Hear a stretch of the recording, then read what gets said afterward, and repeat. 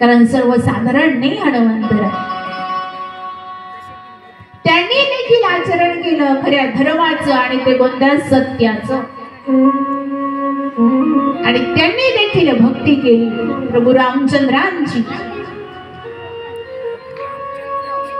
मग जेवण कितीदा? 3दा. आणि भजन आणि एक वेळे केलं तरी कसे करतात सांगू का? 3 बार भोजन भजन 1 बार. 3 बार भोजन भजन 1 बार. उसमें भी आते हैं झंझट हजार. उसमें भी आते हैं झंझट हजार.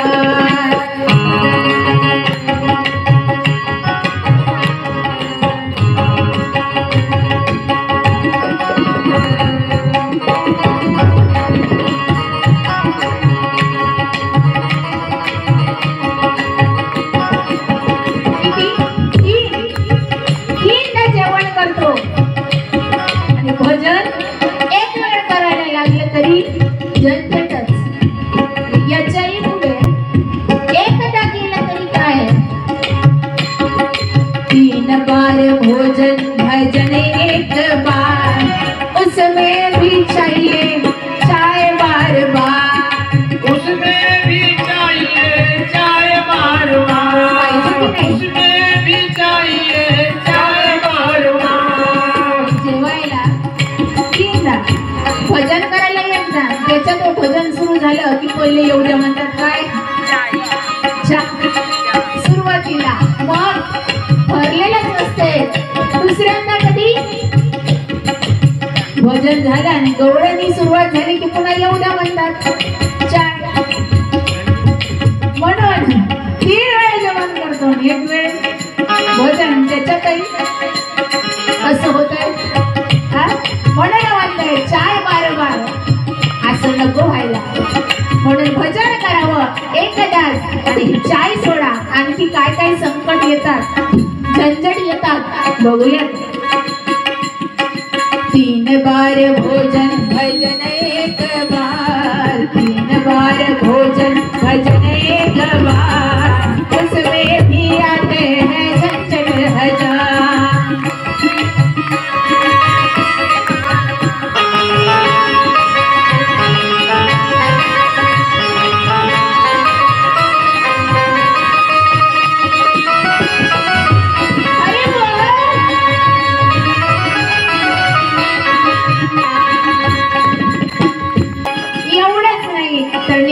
मंदिराकडे. आज शनिवार आहे. हनुमंतरायाला पाणी टाकाव पाणी वहाव म्हणून मंदिराकडे आल्याने काय झालं बघा. मन मेरा कहता मैं मंदिर में जाऊं. मन मेरा कहता है मंदिर में जाओ. मन मेरा कहता मैं मंदिर में जाऊं. मन मेरा कहता है मैं मंदिर जाओ. मंदिर में जाओ थोड़ा दर्शन करे आओ. मंदिर में जाओ थोड़ा दर्शन कराओ. मंदिर में जाओ थोड़ा पूजा करे आओ.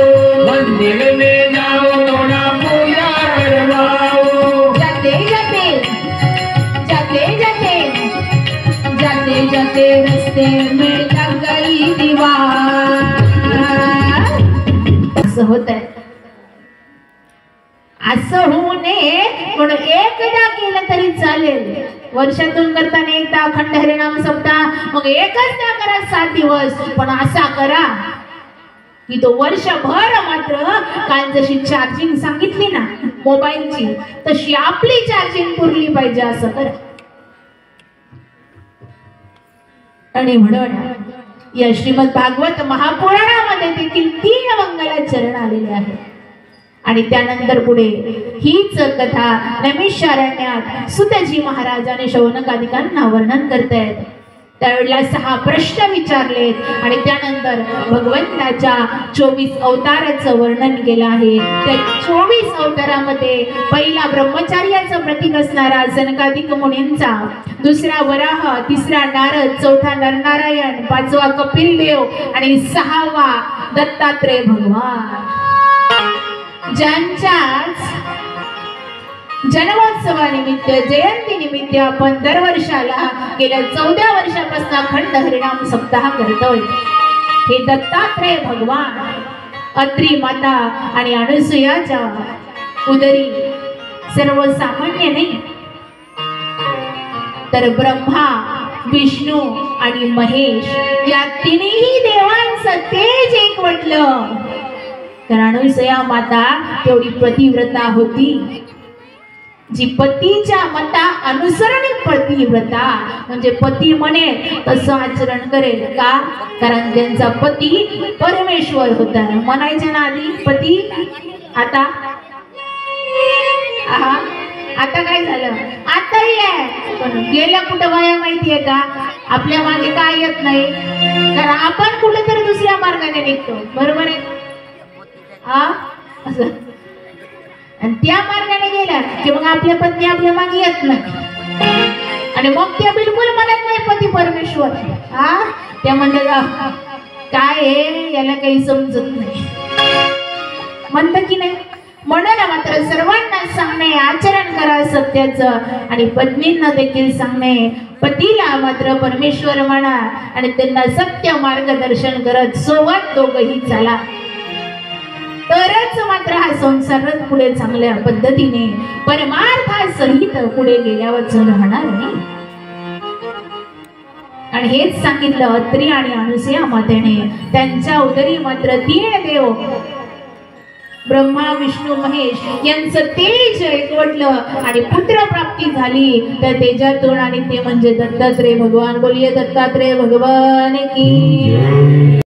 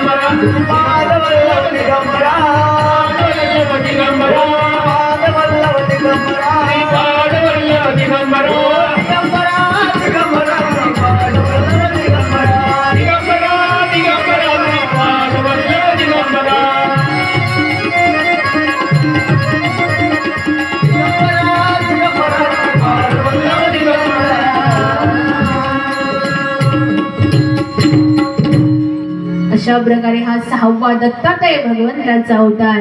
त्यानंतर 7वा यज्ञदेव, 8वा वृषभदेव, आदिनारायण, पृथ्वी, मत्स्यनारायण, कुर्म, धन्वंतरी, मोहिनी, नरसिंह, वामन, हयग्रीव, श्रीहरी, परशुराम, महर्षी वेदव्यास। भगवंताचा अवतार हंस, राम, श्रीराम, श्रीकृष्ण आणि कल्की असे एक सुटला बुद्ध, राम, कृष्ण, बुद्ध, कल्की असे एकूण 24 अवतार। आणि या 24 अवतारांची कथा आपण पुढे एक एक पाहणार आहोत। आणि त्यानंतर मात्र या श्रीमद भागवत महापुराणातलं सुंदर असं, काल सांगितलं होतं मी तुम्हाला किती स्कंद आहे, विसरल्या की काय, किती 12 स्कंद आणि 18,000 आलं उत्तर, चांगलं वाटलं, 18,000 श्लोक आणि याला मात्र आपण प्रारंभ करतोय आणि प्रारंभ केले त्यात सुरुवातीला आहे महायुद्ध जे झाले, महाभारताचं 18 दिवसाचं युद्ध आणि त्यामध्ये अश्वत्थामा मृत्युमुखी पडला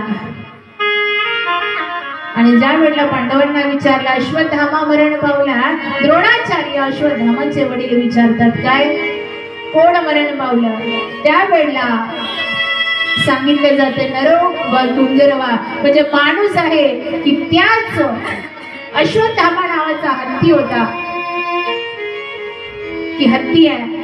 तर त्यावेळेला द्रोणाचार्यांना सांगितलं काय माणूस आहे की हत्ती आहे माहिती नाही, पण अश्वत्थामा मरण पावला. आणि जसं द्रोणाचार्यांनी ऐकलं त्यांना वाटलं आपला मुलगा मात्र या युद्धामध्ये मृत्युमुखी पडला, मरण पावला. आणि म्हणून द्रोणाचार्यांनी देखील आपला प्राण त्यागला. आणि हे मात्र द्रोणाचार्य पुत्र अश्वत्थामाला कळालं. अश्वत्थाम्याने ठरवलं आता मी मात्र माझ्या वडिलांचा ज्याच्यामुळे मृत्यू झाला त्याच्या खोटं बोलल्यामुळे म्हणून म्हटलं होतं खरं बोलावं, सत्याने वागावं. आणि म्हणून वाटलं काल या पांडवांनी मात्र आपल्या वडिलांसोबत गद्दारी केली आणि परिणाम आपले वडील मात्र आपल्यातनं निघून गेले. म्हणून अश्वत्थामाने ठरवलं जसं कळालं ज्या ठिकाणी ज्या अवस्थेत ते पाचही पांडव असेल त्या पाचही पांडवांना जागीच ठार केल्या वाचून मी राहणार नाही. प्रण केला अश्वत्थामाने आणि निघाले धडधड धडधड मध्यरात्रे. आणि हे मात्र कृष्ण भगवंताला कळालं आणि म्हणून कृष्ण भगवंतांनी पाचही पांडवांना आपल्या सोबत घेऊन गेले. आणि इकडे मात्र पांडव पुत्र पांडवांच्या जागेवरती झोपले. आणि 5 पांडवांची पत्नी म्हणजे द्रौपदी देखील आहे. आपल्या मुलांना सगळे झोपी गेले आहेत. आणि मग मात्र आई काय करते आधी आपल्या मुलाला झोप होत नाही, झोप लागत नसेल तर अंगाई जाते, थापटते, हातपाय सोडते. आणि नंतर मात्र मुलं झोपले आपले की मग आई कुठेतरी बाजूनी आपली झोपते. तसंच केलं द्रौपदीने. 5ही पांडव झोपलेले आहेत, पांडव पुत्र झोपलेले आहे, पांडव कृष्णासोबत बाहेर गेलेले आहे. आणि मग मात्र रागात असलेला क्रोधात असलेला अश्वत्थामा आला आणि झोपलेल्याच अवस्थेमध्ये या द्रौपदी मातेचे 5ही पांडवांचे पुत्र मात्र जागीच ठार केले. जागीच गतप्राण झाले 5ही मुलं. अश्वत्थामा निघून गेला. हे चर्चा मात्र संपूर्ण परिसरात पसरली. कृष्ण भगवंताला कळालं आणि त्यावेळेला मात्र काय करावं द्रौपदीला विचारलं. मग सगळ्यांनी सांगितलं काय करावं. अश्वत्थामा को बुलाया जाय, बोलवा अश्वत्थामाला. आणलं अश्वत्थामाला धरून ठेवलंय समोर द्रौपदीच्या आणि विचारतात सांगा काय करावं, सांगा काय करावं. त्यावेळेला मात्र 5ही पांडव बोलायला लागणार. अर्जुन म्हणते, भीम म्हणते, नकुल सहदेव म्हणते काय करावं. तर या अश्वत्थामाला मात्र मारा. का? कारण याने द्रौपदीचे 5ही मुलं मारलेले आहेत. आणि ते जर फिल्मी स्टाईल मध्ये सांगायचं झालं तर मार दिया जाय या छोड़ दिया जाय, बोल तेरे साथ. कथेचं प्रमाण म्हणायला लागले तर म्हणत नाही, गात्यातलं निघालं तर म्हणत नाही, हरिपाठ वागून म्हणत नाही. आता कशा म्हणायला लागले असंच विचारलं. आणि त्यावेळेला नकुल, भीम, अर्जुन, सहदेव सगळे सांगताय काय करावं. मार दिया जाय. पण मात्र त्यावेळेला युधिष्ठिरला विचारलं, आणि धर्मराज यासाठी म्हटलं जातं युधिष्ठिराला, कारण युधिष्ठिराने सांगितलं काय करायचं ते द्रौपदीला विचार. आणि द्रौपदीला विचारलं, सांगा अश्वत्थाम्याचं काय करायचं. त्यावेळेला द्रौपदी माता सांगते, अश्वत्थाम्याला सोडून द्या. काय करा? सोडून द्या. आपल्यासारखी असती एखादी तर म्हटलं असतं, वेळ वेळ झाली की काय, 5 पोरं मारले त्यांनी तुझे, तू त्याला सोडून देत आहे. पण अश्वत्थाम्याला मात्र द्रौपदीने सांगितलं सोडून द्या. बघा त्या आईची अवस्था काय असेल, जिचे झोपलेल्या अवस्थेत 5ही मुलं मारल्या गेली. काय त्या आईच्या अंतःकरणाच्या वेदना असेल, किती दुःख तिच्यावरती आलेलं असेल. आणि तरीही ती आई म्हणते की याला सोडून द्या. किती विशाल, किती मोठं अंतःकरण असेल. आपल्या मुलाला जर एखाद्या शेजारच्या मुलांनी 1 मारली तर आई लगेच म्हणते चाल बाळू, कोणी मारली चल. त्याला काय करतात, 2 मारून आल्याशिवाय राहत. पण ती आई 5 मुलं मारले आणि तरी सांगताय सोडून द्या. त्यावेळेला द्रौपदीला विचारलं, अगं द्रौपदी अशी का म्हणतेस. त्यावेळेला ती द्रौपदी माता रडू रडू सांगते, हो ज्या अश्वत्थाम्याने मात्र माझे 5 मुलं मारले, आज माझं अंतःकरणाची व्यथा काय आहे, माझं दुःख काय आहे हे माझं मला माहिती. आणि जर या अश्वत्थाम्याला आज शिक्षा म्हणून आपण मारलं तर त्या अश्वत्थाम्याच्या आईवरती काय बितेल,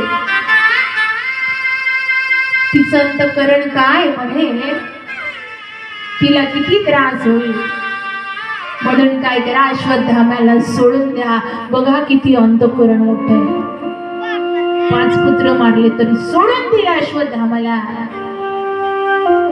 म्हणून तर म्हटलं जातं, नारी जीवन की यही कहानी, आंचल में दूध और अखियों में पानी. रडते पण मुलाचं पालन पोषण करते, कधी संकट आली सहन करते आणि पुढे मार्गक्रमण करत करत चालते. नाही सांगत कोणाला, किती त्रास झाला सासरी तरी मात्र राहते, होते तेवढं मात्र सहन करते. फक्त अंतःकरण देखील आता गरज आहे ती द्रौपदी सारखं मोठं करायची.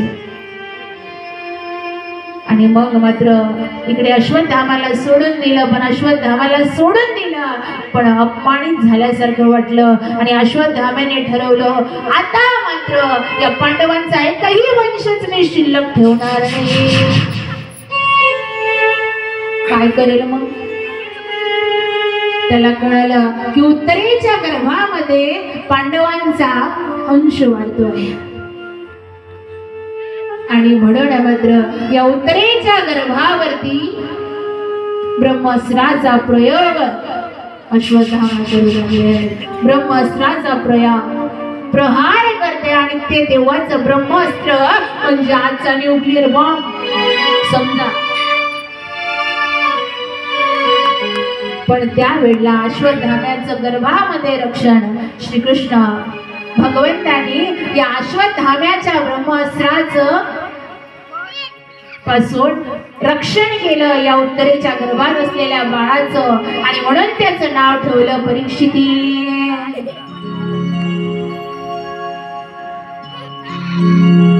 आणि पुढे हा परीक्षिती मोठे होऊ लागले. श्रीकृष्ण भगवंत द्वारकेत परत गेले.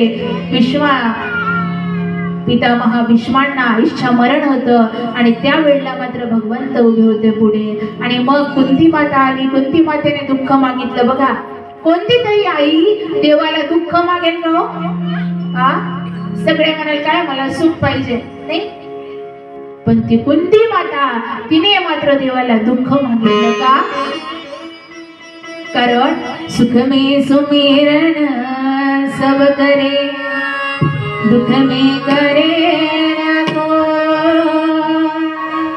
जो सुख में सुमिरन करे, दुख काहे को.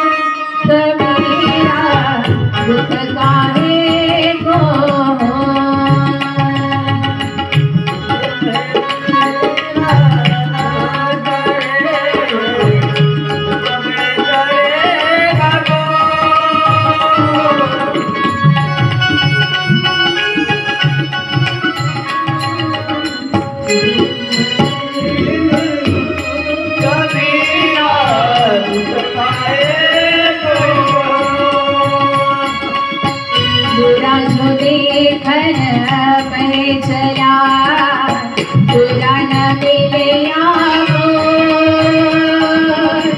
जो मन खो मुझसे बुरा न कोई कबीरा मुझसे बुरा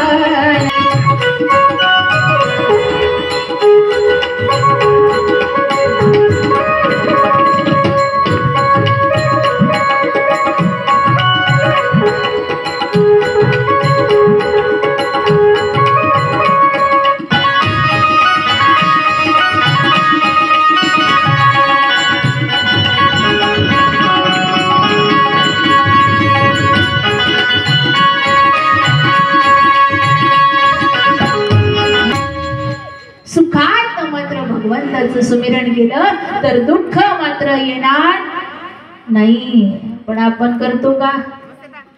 कधी करतो देवाचं स्मरण? दुःखात. आणि म्हणून कोणती मातेने भगवंताला दुःख मागितलं. आणि पुढे हा राजा परीक्षिताची पुढे मोठा होऊ लागला आणि काय झालं सांगेल. पण तत्पूर्वी सर्वांना ही कथा सांगते काय. म्हणून मात्र आपण सत्य काय आहे ते माहिती करावं आणि नंतरच विश्वास ठेवावा. कारण मैदान में हारा हुआ इंसान फिर से जीत सकता है मगर मन से हारा हुआ इंसान कभी जीत नहीं सकता. मग ते कोणतंही असो, संसाराचं ग्राउंड असो, परमार्थाचं असो की आपल्या गावात फेमस असणारं कबड्डीचं असो, हा मनाने हारून जमत नाही. का? कारण मन के हारे हार है, मन के जीते जीत. मग मन देखील जिंकेल आणि मन जिंकलं की आपण जिंकल्याशिवाय राहणार नाही. म्हणून प्रयत्न करत चला, निश्चित जिंकल्या वाचून राहणार नाही. कारण लहरों से डर कर कभी नैया पार नहीं होती और कोशिश करने वाले की कभी हार. लक्षात ठेवायचा मूलमंत्र आणि काम करत निघायचं. मग ते कोणतंही असो, एक दिवस जिंकल्या वाचून, विजय झाल्या वाचून राहणार नाही. आणि पुढे या परीक्षिती राजा मोठे होत आहे आणि इकडे पाचही पांडव स्वर्गारोहणाला निघालेत. आणि पुनश्च एकदा हा परीक्षितीत सांगते की जर आपला विश्वास भगवंतावरती असेल, श्रद्धा असेल, निष्ठा असेल तर कितीही संकट येऊ द्या ना, त्यावेळेला देव साक्षी सोबत असल्यावरच राहणार नाही. मग कितीही येऊ द्या. म्हणतात ना काय, देव राखे दया मारेल कोण, नमोडे काटा हिंडतावना, नमोडे काटा हिंडतावना. देव आपल्या साक्षी सोबत असेल, साथीला असेल, मग कोणी आपलं आडवं करू शकत, काही वाकडं करू शकत नाही. म्हणून फक्त प्रयत्न करा, सत्कार्याने चला, देव हात धरून पुढे नेण्या वाचून राहणार नाही. कारण गगन में जितने तारे हैं उतने शत्रु भी होय, कृपा करे कर गुराय तो बाहलेना बागा होय. झालं का परीक्षिताचं काही वागणं नाही का? भगवंताने रक्षण केलं गर्भात. उत्तरेच्या गर्भात असताना परीक्षिताचं रक्षण केलं देवाने. आपलं कोणी गेलो? कोणी आमदार, कोणी खासदार, कोणी मुख्यमंत्री, कोणी पंतप्रधान, कोणी गावचे पाटील, कोणी सरपंच आले होते का? इथं असताना त्यानेच रक्षण केलंय. म्हणून आता आपल्या कर्तव्य आहे त्या भगवंतानी दिलेल्या सत्याच्या मार्गाने, भक्तीच्या मार्गाने, ज्ञानाच्या मार्गाने पुढे मार्गक्रमण करायचं.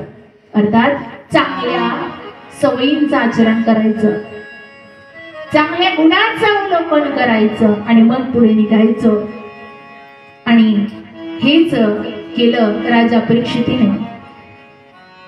3 अश्वमेध यज्ञ केले आणि मग एके दिवशी दशदिशा भ्रमण करताना पाहिलं की एक काळा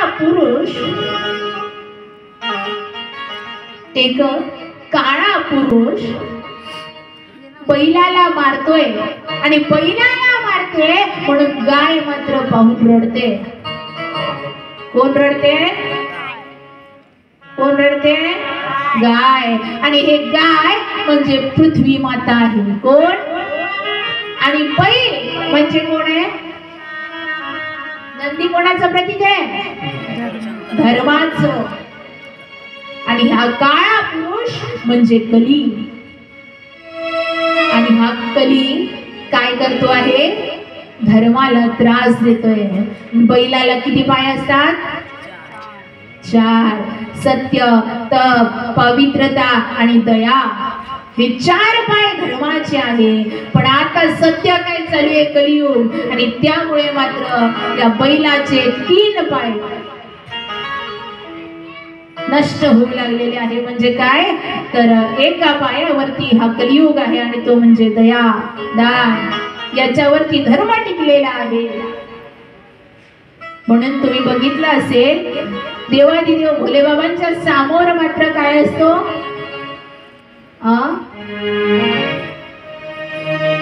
शिवलिंगाच्या समोर काय ठेवलेलं असते?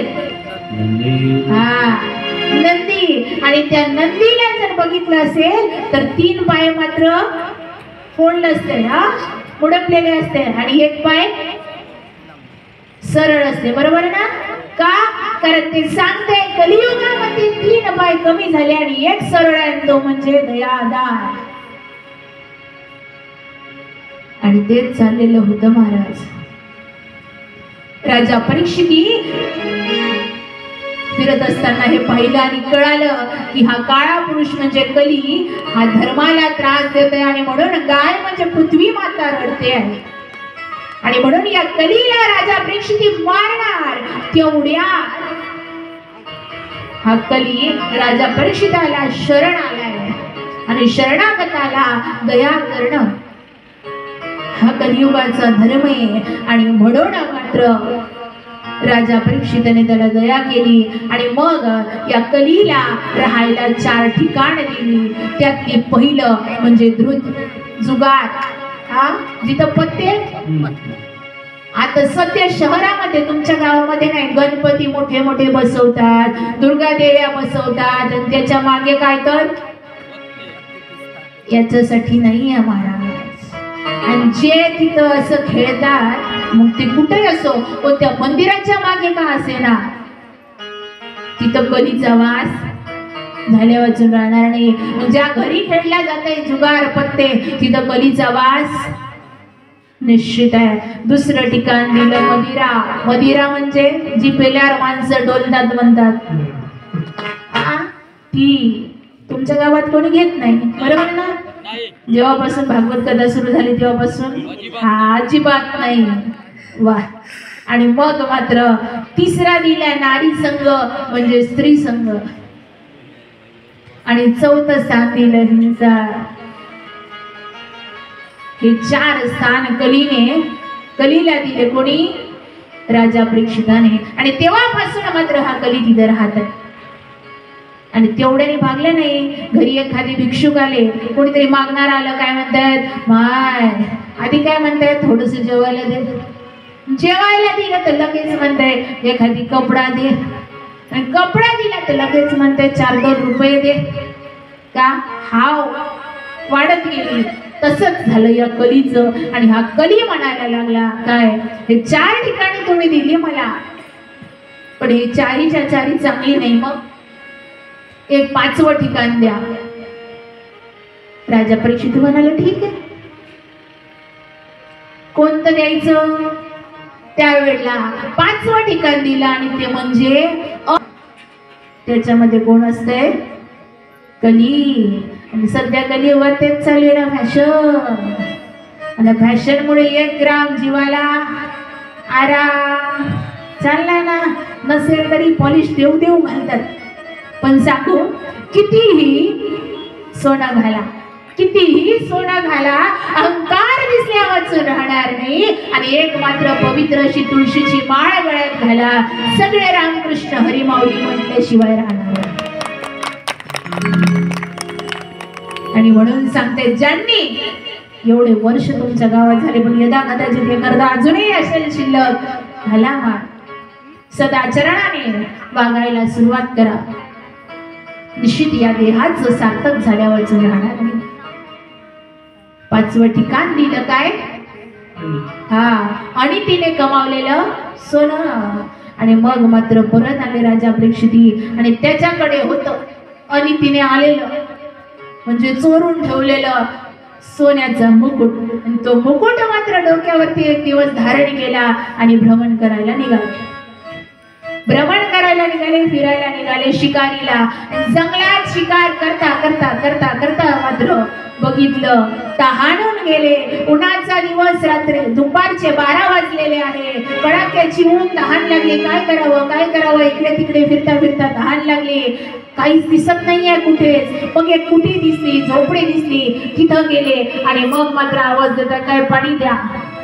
तिथे एक ऋषी समाधीस्थ बसलेले होते. ते शमिक ऋषी समाधीस्थ आणि त्यांनी मात्र लक्ष दिलं नाही, कारण समाधीत अंतर्धान आहे. हे बघितलं आणि राजाला वाटलं मी राजा आहे आणि तरी मला पाणी दिलं नाही, म्हणून क्रोध आला. ते पडलेला मेलेला साप घेतला आणि या शमिक ऋषीच्या गळ्यामध्ये राजा परीक्षितीने टाकला.